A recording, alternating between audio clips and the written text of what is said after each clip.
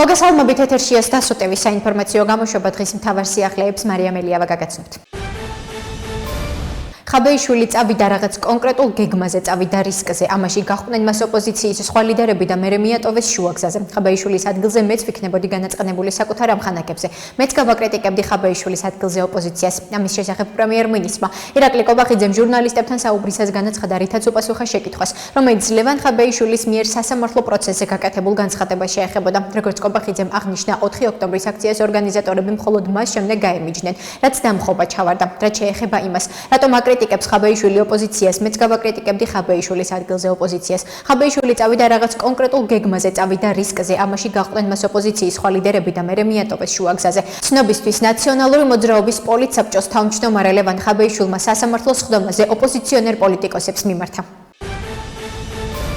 ჯეოკეისის მკვლევარი გიორგი ანთაძე აცხადებს, რომ ამერიკის შეერთებული შტატების ეროვნული უსაფრთხოების ახალი სტრატეგია აფიქსირებს ძველი საერთაშორისო წესრიგის დასრულებას და ახალი წესრიგის ჩამოყალიბებას. როგორც მან პალიტრანიუსის გადაცემაში პოლიტიკური სივრცე განაცხადა, ახალ რეალობაში მთავარი აღარ იქნება ღირებულებები, არამედ ძალა, ინტერესები და ეროვნული უსაფრთხოების პრიორიტეტები. მთავარი, რასაც ეს დოკუმენტი გვეუბნება, არის ის, რომ ფორმდება ძველი სამყაროს დასასრული, ძველი საერთაშორისო ურთიერთობების დასასრული და არის ახალი წესრიგის გაფორმება. დოკუმენტი აფორმებს ახალ საერთაშორისო წესრიგს, სადაც მთავარი საკითხი იქნება არა ღირებულებები, არამედ ინტერესების, ძალისა და ეროვნული ინტერესების ენით საუბარი. გარკვეული ბალანსის აღიარებაა ამისკენ მიდის საერთაშორისო პოლიტიკა, განაცხადა გიორგი ანთაძემ. მისივე თქმით, საქართველომ უნდა ჩამოაყალიბოს საკუთარი ხედვა, როგორ წარმოუდგენია ურთიერთობები ნატოსთან ასეთი რეალობის პირობებში. ანთაძე ხაზს უსვამს, რომ მიუხედავად არსებული ჩანაწერისა, საქართველოსთვის მნიშვნელოვანია ნატოსთან პარტნიორობის შენარჩუნება და ახალი ფორმატის მოძიება. ყოფილი სამხრეთ ოსეთის ავტონომიური ოლქის ტერიტორიაზე დროებითი ადმინისტრაციულ-ტერიტორიული ერთეულის გაუქმებას და ადმინისტრაციის ლიკვიდაციას პარლამენტმა მეორე მოსმენით მხარი დაუჭირა. საკითხის მუხლობრივი განხილვის შემდეგ გადაწყვეტილება 77 ხმით მიიღეს. ქართული ოცნების ინიციატივით და მხარდაჭერით ძალადაკარგულად ცხადდება 2 კანონი. ყოფილ სამხრეთ ოსეთის ავტონომიურ ოლქში კონფლიქტის მშვიდობიანი მოგვარებისათვის სათანადო პირობების შექმნის შესახებ კანონი და ყოფილ სამხრეთ ოსეთის ავტონომიურ ოლქში კონფლიქტის შედეგად საქართველოს ტერიტორიაზე დაზარალებულთა ქონებრივი რესტიტუციისა და კომპენსაციის შესახებ კანონი. დროებითი ადმინისტრაცია 2026 წლის 1 იანვრიდან იქნება ლიკვიდირებული.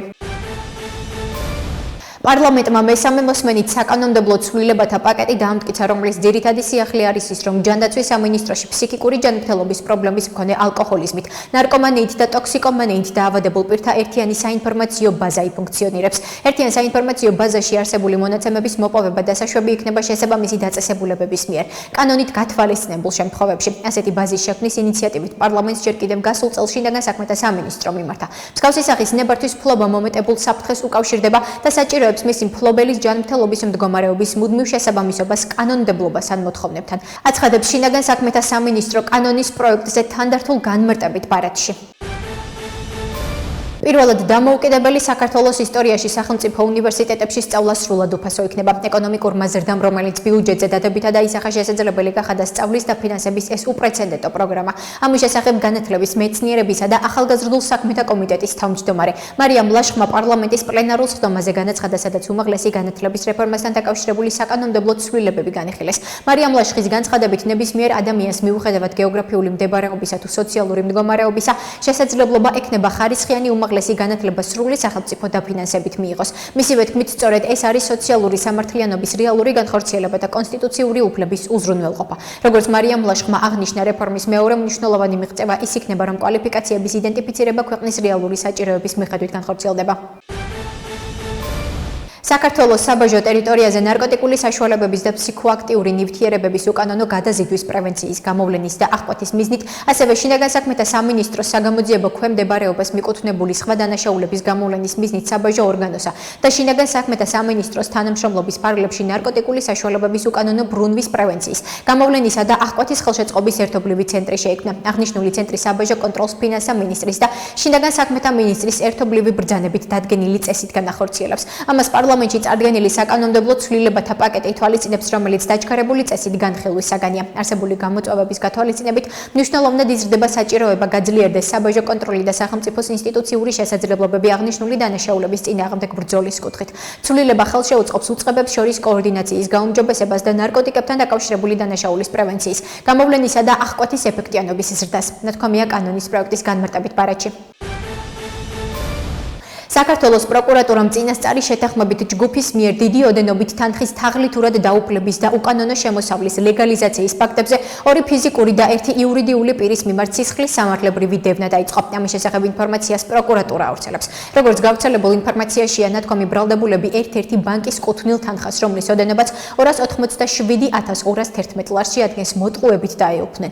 საქართველოს პროკურატურაში ჩატარებული გამოძიებით დადგინდა, რომ საქართველოში ლიცენზირებული ერთ-ერთი საბანკო დაწესებულების კუთვნილი დიდი ოდენობით თანხის მოტყუებით დაუფლების მიზნით ბრალდებულებმა საწარმო დააფუძნეს, გახსნეს საბანკო ანგარიშები და უნაღდო საბარათე გადახდების განსახორციელებლად ბანკისგან მოითხოვეს და სარგებლობაში მიიღეს პოსტერმინალი. შემდგომში ფულის გათეთრების მიზნით ბანკისგან მოტყუებით დაუფლებული და ბრალდებულის პირად საბანკო ანგარიშზე აკუმულირებული თანხები დანაწევრებით გადატანილი იქნა ბრალდებულების კონტროლირებად საბანკო ანგარიშებზე, რომელთა ნაწილი მიმართული იქნა კრიპტოვალუტის შესაძენად, ხოლო ნაწილი განახდდა და განაწილდა დანაშაულებრივი ჯგუფის წევრებს შორის. თბილისის საბავშვო ბაგა-ბაღებში საახალწლო ვარდადეგები 2025 წლის 30 დეკემბრიდან 2026 წლის 15 იანვრამდე გაგრძელდება. ამასთან, როგორც თბილისის მერმა კახაკალაძემ დედაქალაქის მთავრობის ხდომაზე განაცხადა, 15 იანვრიდან სააღმძრდელო პროცესი მნიშვნელოვანი სიახლით განახდება. მისი თქმით, თბილისის საბავშვო ბაღებში როგორც დასაქმებულთა, ისე აღსაზრდელთა აღრიცხვის მიზნით ელექტრონული დაშვების სისტემა ამოქმედდება. მერის განმარტებით, ელექტრონული დაშვების სისტემა უაღრესად მნიშვნელოვანი მექანიზმია როგორც სააღმძრდელო პროცესის მართვის, ისე ფინანსების რაციონალიზაციის მიმართულებით. ახლა კი გავაცნობთ უცხოეთის სიახლეებს.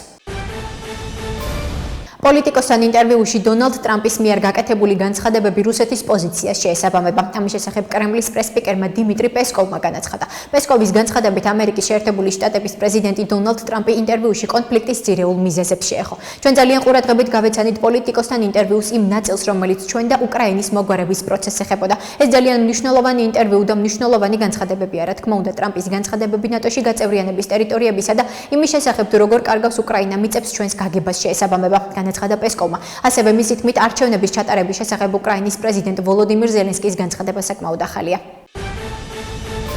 დანია მზარდი გეოპოლიტიკური კონფლიქტების ფონზე იმაზე უფრო დიდი საფრთხის წინაშე დგას, ვიდრე მრავალი წლის განმავლობაში. ამის შესახებ დანიის საგარეო დაზვერვის ყოველწლიურ ანგარიშშია აღნიშნული. მსოფლიოს დიდი ძალები სულ უფრო მეტად ანიჭებენ პრიორიტეტს საკუთარ ინტერესებს და იყენებენ ძალას თავიანთი მიზნების მისაღწევად. ნათქვამია დოკუმენტში, სადაც რუსეთი და ჩინეთი მოხსენიებულია როგორც ქვეყნები, რომლებიც გამოწვევებს უქმნიან დანიას. დანიის საგარეო დაზვერვის განმარტებით, უკრაინის წინააღმდეგ რუსეთის ომი განსაკუთრებულად მოქმედებს უსაფრთხოებასთან დაკავშირებულ ვითარებაზე. რუსეთის მხრიდან ნატოს მიმართ სამხედრო საფრთხე გაიზრდება, მიუხედავად იმისა, რომ ამჟამად დანიის სამეფოს წინააღმდეგ რეგულარული სამხედრო თავდასხმის საფრთხე არ არსებობს. აღნიშნულია დანიის საგარეო დაზვერვის ყოველწლიურ ანგარიშში.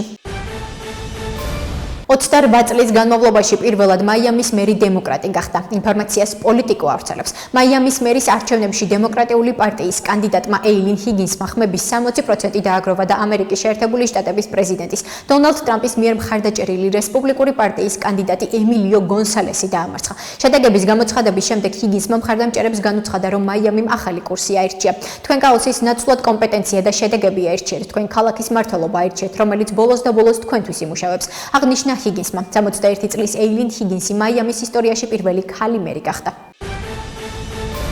ევროკავშირი ძალიან ახლოსაა 2026-2027 წლებში უკრაინის დაფინანსების საკითხის გადაწყვეტასთან. როიტერსის ინფორმაციით ამის შესახებ ევროპული საბჭოს პრეზიდენტმა ანტონიო კოშტამ განაცხადა. მისი თქმით, ლიდერებმა ბრიუსელში 18 დეკემბერს დაგეგმილ სამიტზე უნდა გადაწყვეტონ, თუ როგორ შეასრულონ თავიანთი პირობა და მათთან საუბარს. საჭიროების შემთხვევაში რამდენიმე დღის განმავლობაში გააგრძელებს, სანამ შეთანხმებას არ მიაღწევენ. ახლა ჩვენ ვმუშაობთ იურიდიული და ტექნიკური გადაწყვეტის დახვეწაზე, რომელიც წევრი სახელმწიფოების სულმცირე კვალიფიციური უმრავლესობის თანხმობას მოიპოვებს. ვფიქრობ, ძალიან ახლოს ვართ გადაწყვეტასთან, დარწმუნებული ვარ, რომ 18 დეკემბერს მივიღებთ გადაწყვეტილებას. თუმცა, როგორც ჩემს კოლეგებს გავუზიარეს, საჭიროების შემთხვევაში ჩვენ გავაგრძელებთ 19 ან 20 დეკემბერსაც, სანამ დადებით დასკვნას არ მივაღწევთ, აღნიშნა ევროპული საბჭოს პრეზიდენტმა.